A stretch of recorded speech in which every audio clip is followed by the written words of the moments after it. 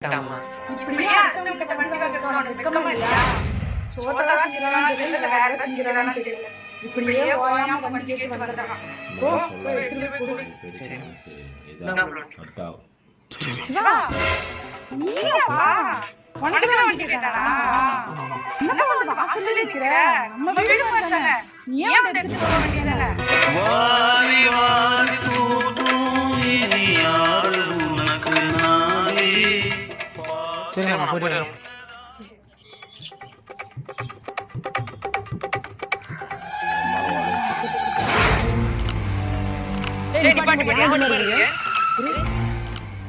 அம்மாக்கு மாத்திரை போகணும்டா.